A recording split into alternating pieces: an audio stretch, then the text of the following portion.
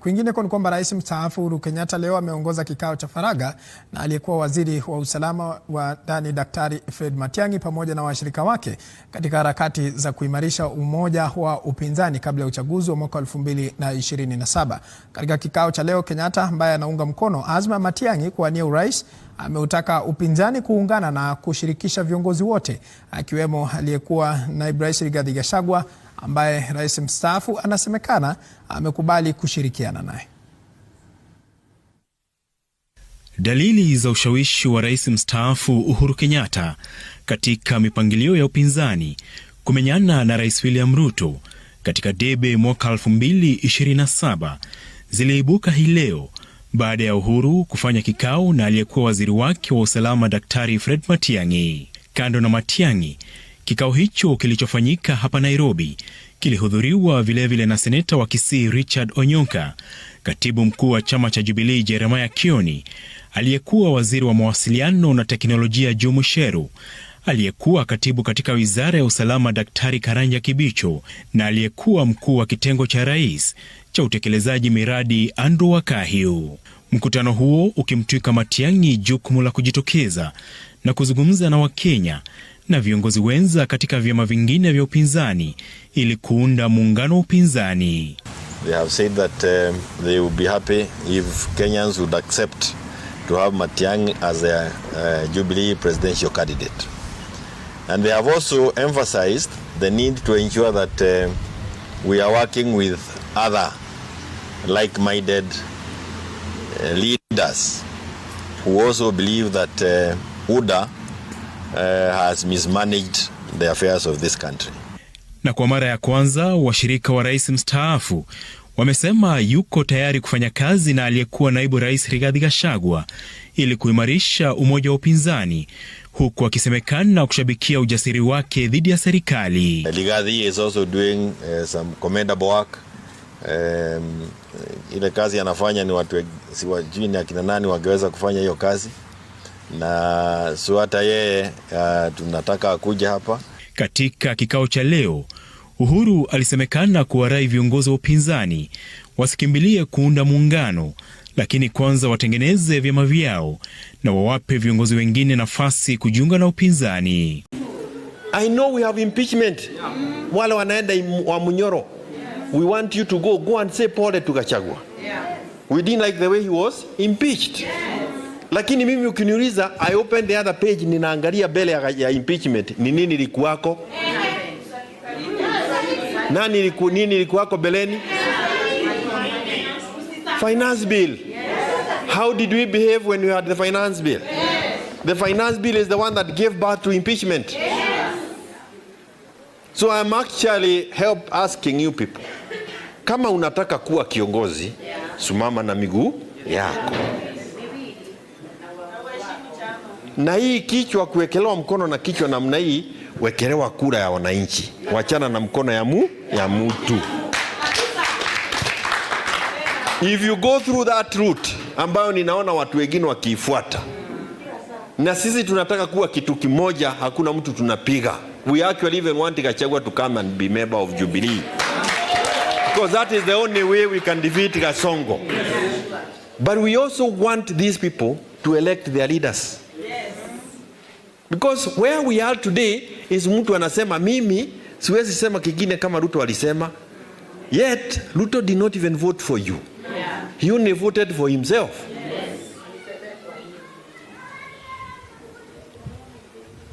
So I fear, but I want to tell you kwa sababu mimi nimekuwa bugeni. Na ninaelewa hiyo siasa. Mtu anapotafuta kiti, saa zingine unakaa kama kuku unataka kutaa mayai. Kurukuru kokoro, kurukuru kokoro, kukuru kokoro, kukuru kokoro. The hatari ya hiyo safari ni ya kwamba wapigaji kura bado wanakuangalia. Kama hauna msimamo, hawatasimama na wewe. My advice to you who are looking for votes, voters look for a person who can stand for something, not somebody who follows something. Person who can stand for something. Siwezi kukubali vitisho ati sijui 2027 sijui mambo ya kura. Sasa mimi niwaulize, nyinyi watu wa Mandera. Mimi nimekuwa mjumbe miaka 15. Mimi nimekuwa naibu ya rais miaka 10. Ndio huyu mimi ni rais. Miaka itakuwa 5. Sasa mtu atanitisha na kitu gani? Ati nisikue nini? What is it that I have not become? Tunaelewana? So hii mambo yako sijui nini. Na kwanza hata shida ya wale wananitisha ni mtu ambaye hajawahi kuwa rais, ajui hata vile ya kukuwa rais inakuanga namna gani. Sasa wewe mumesema muko na mpango. Yes. Ye mwenyewe ameenda kabisa na akawaambia kwamba hawa ambao wanapiga makelele, natumai alikuwa na rifaa kwenyu Mheshimiwa Eugene Wamalwa, manake mmekuwa very vocal kuzungumzia hali ambayo yanaendelea. So mwenyewe amesema nyinyi ambao mnapiga kelele, mnafikiri itakuwa rahisi kunitoa kwenye hii kiti? Wakati ule nilikuwa sijapata, wakasema hata hii one term siwezi pata, nikaipata. Ndo hii wandani wake kina Oscar Sudi na wabunge wengine wengi ambao wanamsupport Rais Dr. William Ruto wamesema hamjawahi ona Kenya one term president. Haitaanza na Rais Dr. William Ruto. Kama ni kujaza, tutajaza.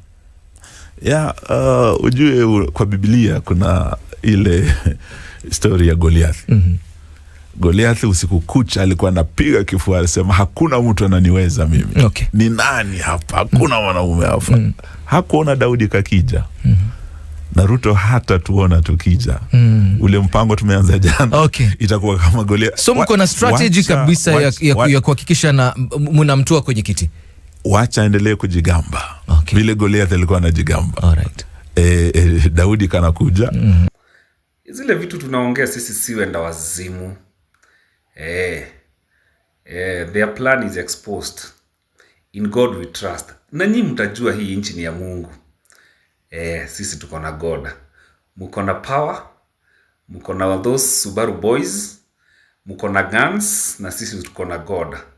I'm telling you, this is a David Goliath war. This is a David Goliath war. Sisi generation yetu, sisi tuko na Mungu. In God I trust. In God we trust. Ruto ameamuaje? Ametupeleka mbali sana. Bana, hata afadhali Uhuru. Tuko shimo ingine ambayo sijui tutatoka siku gani. Mafuta imefika ngapi? Saa hii karibu 200. Na Uhuru akitoka ilikuwa 140. Na lakini bado mtampigia kura. Nani? Ruto. Arudie tena. Kwanza akirudi unajua unga ishuki. Inasiti kupanda. Kuna kitu tunatarajia iteremke kweli kwa jamaa? Hakuna. Wacha tu tuvumulie kwa hii miaka 5. Aende kwao. Sugoi. Kwanza hata hizi wabome. Sugoi bwana. Lakini ameharibu inji bwana. Wewe umeona mahindi inatoka kwa shamba na pesa ngapi? 1000 karibu 7. Sasa ni 7,000. Na time ya Uhuru ilikuwa inatoka na ngapi? 4-5. Ilikuwa 45. Ikienda sana 5,000. Sasa wewe unatarajia ungeishuka kweli? Saa hii sasa imepanda karibu maradufu. Saa hii robo ni 250. Na kitambo ilikuwa 50. Ilikuwa 50 shilling. Sasa kwa hivyo mtu wenu anatumaliza. Nasema ni noma. Huyu jamaa amechoma. Na alifanyaje mpaka akapita kweli? Si nyinyi ndio mlimpigia kura? Wakale na Wakikuyu, si nyinyi mlimpigia kura? Sasa wenye watabaitika kwa Wakale na Wakikuyu ni Wakikuyu. Sijui, hakuna mtu anafaidika. Si mafuta Kenya mzima inauzwa bei the same. Hakuna maduka za Wakale na Wakikuyu. Kama huyu jamaa alikosa pesa kwa kau. Unajua tumeujiuliza maswali mingi. Lakini usijali, anakujengea nyumba. Wewe unataka nyumba? Nyumba gani? Nifanyie nini hiyo nyumba? Na uko na kwako? Ai. Sina naishi kwangu. Sasa anajengea nani hiyo nyumba? Ni noma. Lakini nyinyi Wakale mlituangusha. Kama tungejua kabisa. Vitu mbaya tu ni vile tu ujui kesho yake. Aliwaambia hustler. Na juzi tena akatangaza hiyo mwenye alikopesha hiyo jipange kurudisha. Mlikuwa mnadhani ni ya bure. Ruto hawezi kupea kitu ya bure. Hakuna. Utalipa. Hakuna. President Ruto did not know Gachagua. And that's why Gachagua got impeached. And that's why Gachagua is raising hell. And that's why Gachagua is giving President Ruto sleepless nights. You only have to be a human being. If you are a superhuman, what Gachagua is doing means nothing. If you are a human being with intellectual challenges, what he's doing is not a problem. But if you are a normal human being, you are not intellectually challenged, and you are not a superhuman, you will agree that Gachagua is causing havoc.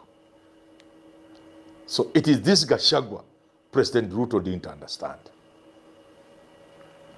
And it is because of not understanding Gachagua that the impeachment went through. What am I trying to say? I'm saying the president was scaring Gachagua that I'm going to impeach you. And when Gachagua didn't appear to be scaring, he went ahead to put it into motion. But people have been told, we have been told, they were instructed by Ruto. So this is not far-fetched, including Glad's boss Cholet. They are saying, Rais, ukiniambia niende left, naenda left. Wakati uliniambia ni impeach Gachagua, nikamu-impeach. So I'm not making up this kind of stuff. It is true. The president knew he would scare Gachagua. Gachagua didn't scare. He moved the next phase to actualize the impeachment, mobilize the troops. At that point, the president was so sure that Gachagua will know he was going to be impeached and the consequences of being impeached, that when you get impeached, you become a pariah. You lose everything. You go empty-handed. You can't run for office. Nobody would want to associate themselves with you. Ruto thought upon those considerations and seeing that the troops are ready and the numbers are ready to impeach him, Gachagua was going to resign. Because you resign, you go with your packs. Wanakuambia mzee, ilikuwa tu hiyo kutokuelewana, siasa inakuwa namna hiyo. Usijali sana. Hata hii kitu kidogo chukua endanga ukikula katika retirement yako pole tutaonana tu. Ta biashara kidogo hivi. Masaire ni nyuma yako, chess cars, kila kitu, package yote retired vice president according to the constitution, kila kitu manai hiyo. Over behind everything else na kitu kidogo kwa mfuko enda. That's what Ruto thought. He did not reckon with the Gachagua that is Gachagua. It is now that Ruto is seeing who Gachagua is. He miscalculated. He didn't know Gachagua. He thought at the point where Gachagua will be sure is being impeached, he was going to resign. Gachagua the man. Gachagua the man from Wamunyoro. Gachagua the man from Nyeri. Gachagua did not resign. It was too late for the president to withdraw his troops. It had reached a point of no return. Remember, people were asking Gachagua, remember even the Grand Mullah and many other people. People were asking Gachagua at the last moment, please resign before this thing goes to Senate. You can see at that point it was too late for the president to withdraw. That is my thinking. And therefore Gachagua, who is now currently giving the president sleepless nights, Gachagua, who is the center of opposition, who is the symbol of resistance on Mount Kenya, Gachagua, who represents the opposition, Gachagua, who will point at the man who can become president, Gachagua, who can make Matiang'i president, Gachagua, who can make Kalonzo president. That Gachagua could not have been impeached if the president knew who he was. And therefore the president made the mistake And it got to a point when it was too late, to a point of no return, and Gachagua was impeached. Mimi sitaki tukosane, tunaelekea Christmas. Hii ni wakati ya watu kuwa marafiki. Can you look into that matter immediately? Mimi nataka nipate report kwa governor na viongozi ya kwamba watu wakikamatwa wameenda kotini. Yeah? Hii maneno watu kuja hapo station wanafanya kangaroo, wanatoa kitu wanawachiliwa, bana. Please. Can you work on it? Yeah, please. Umesikia? Na hawa wananchi. Si ndio wamesema? Yeah, wananchi unajua sisi ni watu ya raia. Sisi tukienda bahari raia ndio wanatuambia what is happening. Mimi nimefika hapa leo sikuwa na hiyo habari. Hao wamesema chiefs are working. Shida ni police station. Si ndio wamesema? Ndio wamesema? Umesikia kaunti komanda? Please, can you do what you need to do? Yeah? Asante tukosane. Sababu hii ni kazi tunafanya, wewe ufanye yako, mimi nifanye yangu, hao fanye yao, kila mtu afanye kazi yake. Hii kazi ni rahisi sana. Wewe nataka kusikia na nitakuona sasa. I'll monitor in the next 1 week. Nataka kusikia improvement. Sawa? Carry on. You are told something is brought and you are told, can you sign here? You look at it, you know what that means, but you sign because you are getting your cut, isn't it? At times, some clients want you to lie for them.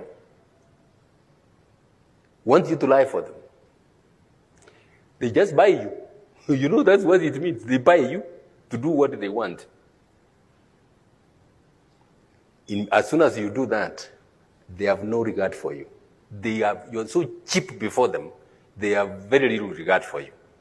But if you refuse and stand firm, and there is a time comes later when they want somebody honest to perform some job, they will be the first ones coming to look for you.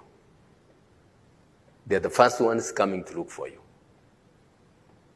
Sorry again to use another example. When I was in the High Court in 2005 in Mombasa,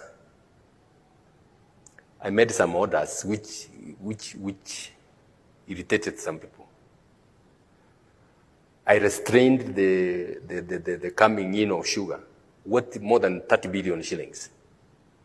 So these people, the owners were frantic. They wanted this sugar released immediately, so they went looking for a lawyer who is my friend. You know what they asked him? Tell that judge to quote his price.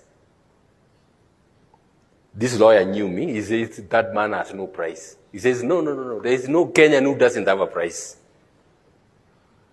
He says, no. And in fact, that lawyer was very annoyed. He didn't want to be involved in that kind of thing.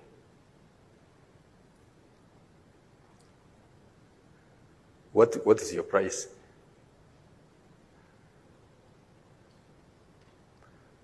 What I'm saying is, are you ready to be bought?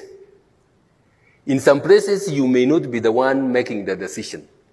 But if you agree to be used, you're just a doormat.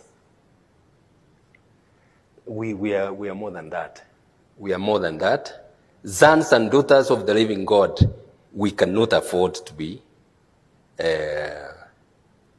doormats. I want to appeal to you, young people. Be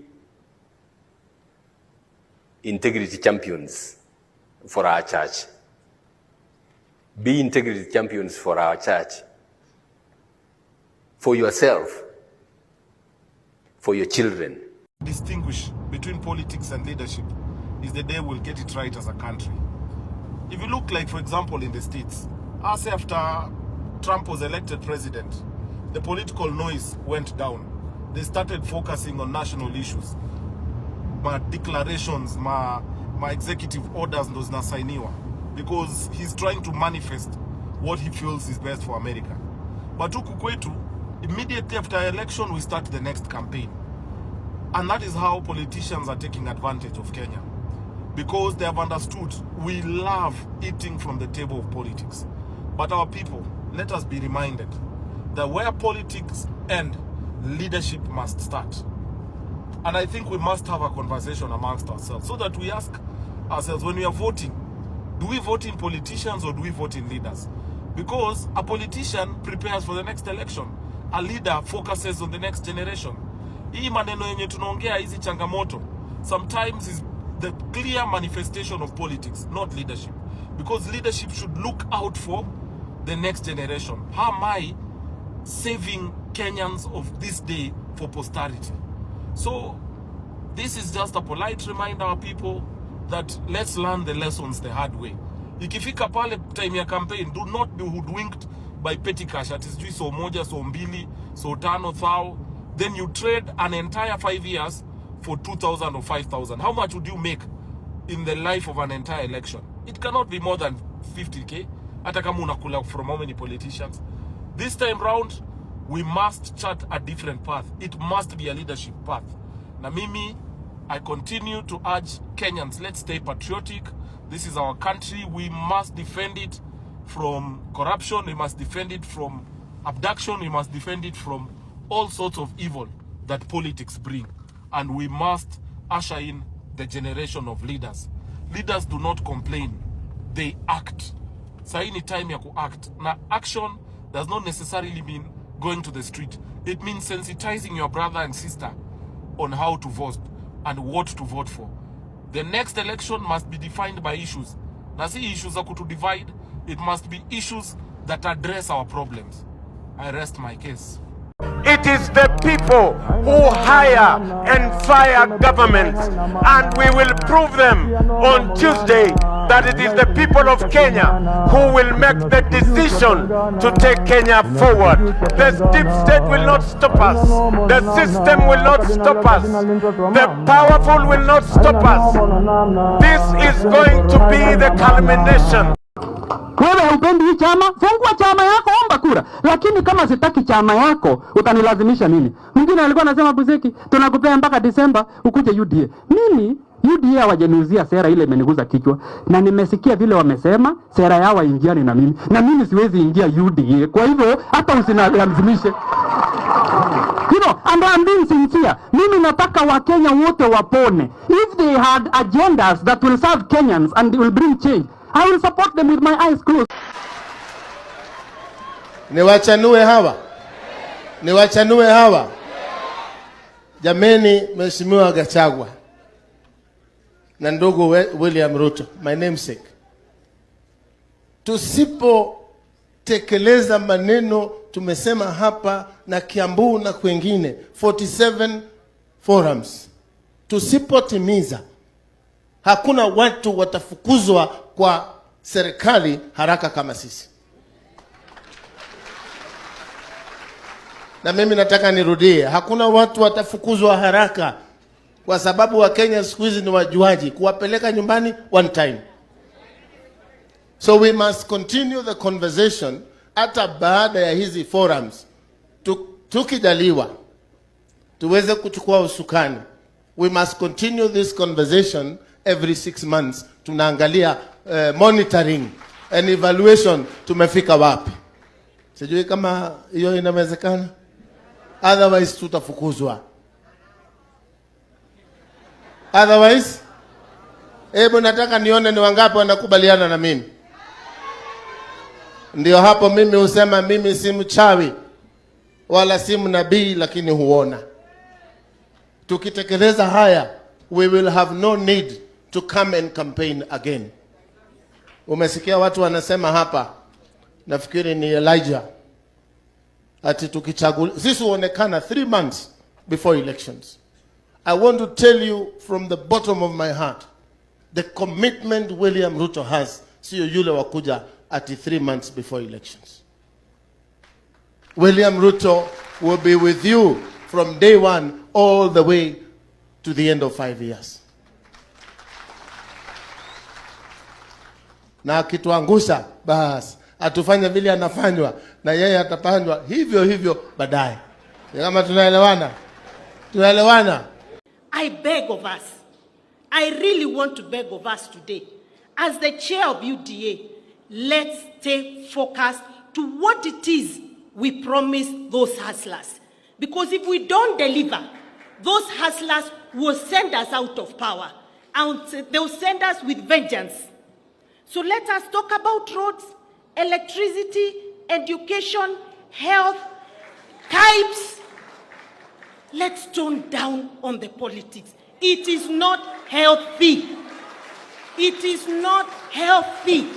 It is the wrong time. Majenzi mko, kazi mnafanya kwa mtandao ni mzuri sana na tunapongeza nyinyi na muendelee. Mtaendelea.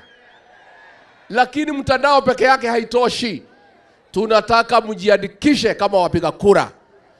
Wale watu ambaye watakomboa Kenya hii, wenye kuamua Kenya itaongozwa namna gani, ni hao majenzi wetu mwaka wa 2027. Lakini hamwezi amua Kenya itakaa namna gani kwa simu peke yake. Lazima mchukue vitambulisho, lazima mjiandikishe kama wapiga kura. Siku hiyo ikifika, muamuke saa 9, muungane na sisi na wengine, tuende pale kwa debe, tutafute uongozi wa maana ambaye utaheshimu wa Kenya, utaheshimu demokrasia na utakubali kufanyia kila mtu maendeleo. Tumekubaliana majenzi? Hata nasahau tarehe ni gani. Mimi siko na tarehe kwa kalenda. Na mimi hata sina haja nayo. Mimi chenye niko nayo nayo ni serikali ya 2027. Huyu mkata ushuru tumtoe na tuungane si wote. Meta vile naona nisha reject hiyo finance bill 2025. Ningoje tu date ya maandamano. Juu mambo yendi bana. Mimi hata wafanye nini? Mimi nisha reject. Mufanye nini? Nisha reject. Mufanye nisha reject. Nime reject. Mtoe date ya maandamano sasa. And we are not alone.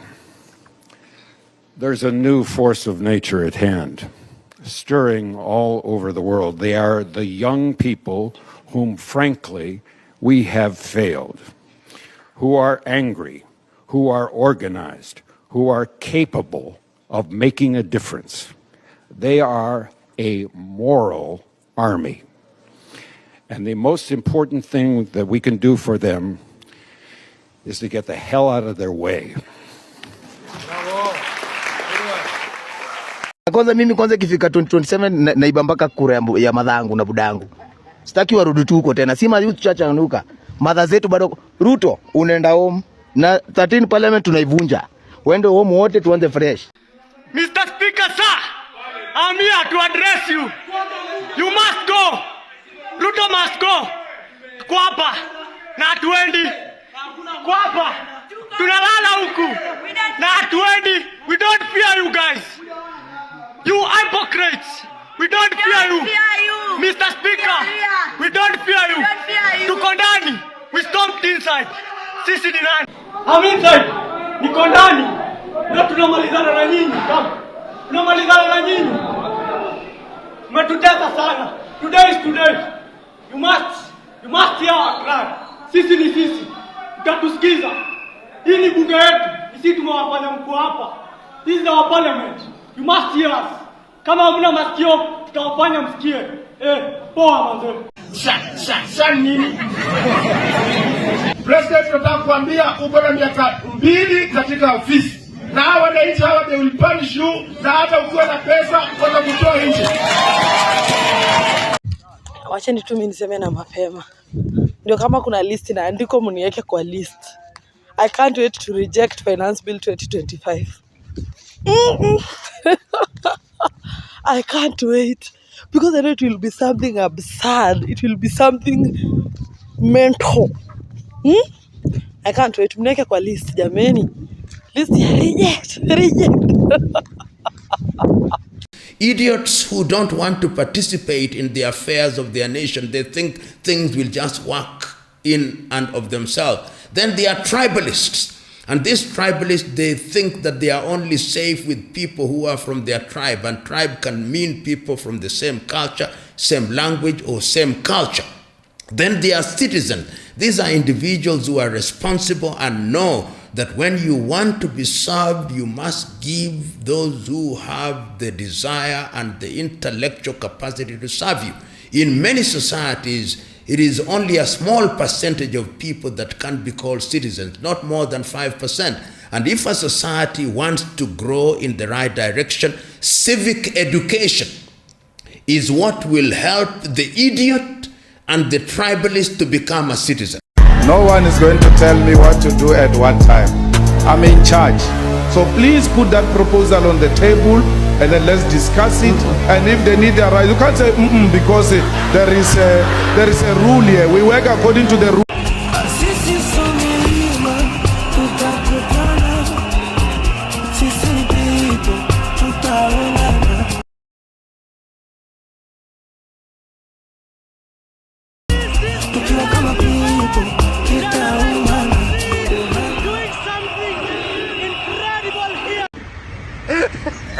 Mungu yetu itoe Ruto Kenya, hata kama angalau na jali. Sisi Kenya tumechoka na Ruto, maisha imetuharibikia, analipisha mpaka sodo ya wamama. Pure kabisa Ruto. We don't like you, go home. Sasa tafuta kiongozi ambaye anapenda mwananchi na anapenda kijana kama sisi. They want to be described as honorable even when they are horrible. They acquire things which they have not worked for. They promise us things that they know they will never deliver. And there is no shortage of such men and women in the African continent.